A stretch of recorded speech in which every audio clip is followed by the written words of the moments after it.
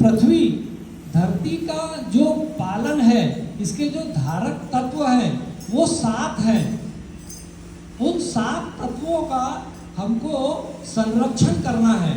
तो वो 7 तत्वों को संरक्षण करने के लिए हमारा पूरा दिनचर्या, हमारा पूरा दिन बीते, इसका हमें ध्यान रखना चाहिए।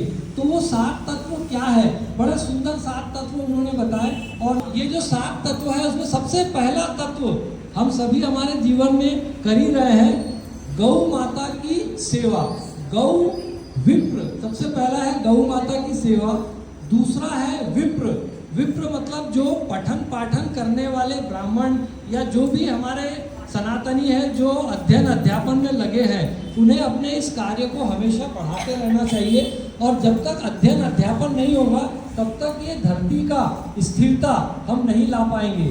तो गौ और विप्र जो पठन पाठन करते हैं, अब पठन पाठन के लिए जो ग्रंथ है वो कौन से ग्रंथ हम अपनाएं, तो उसके लिए उन्होंने तीसरा सूत्र दिए कि वेद।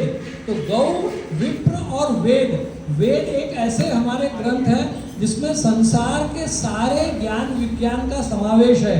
किसी भी माध्यम से, चाहे वेद से, चाहे उपवेद से, चाहे वेदांग से, चाहे उपनिषद से, चाहे पुराणों से, चाहे इतिहास से, रामायण से, गीता, ऐसे सारे ग्रंथ जो श्रुति और स्मृति के अंतर्गत आते हैं, उनका हम संरक्षण करें, उनका हम पठन पाठन करें।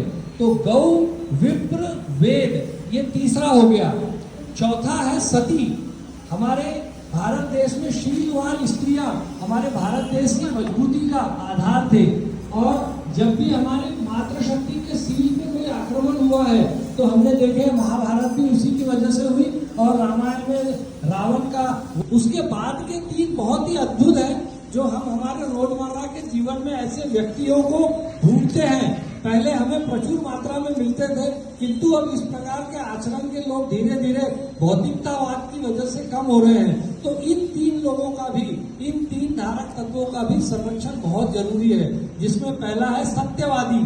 तो सत्य बोलने वाले व्यक्ति जितने ज्यादा, जितने अच्छे हमें मिलेंगे, उतना ही हम इस धरती के धारण करने के अभियान में सफल होंगे।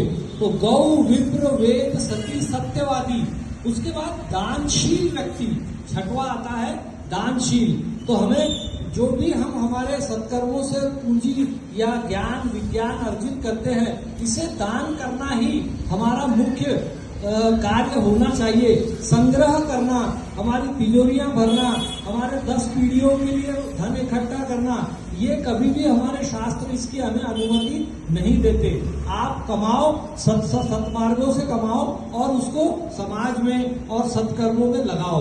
तो ये हो गया हमारा 6वां जो धारक तत्व है।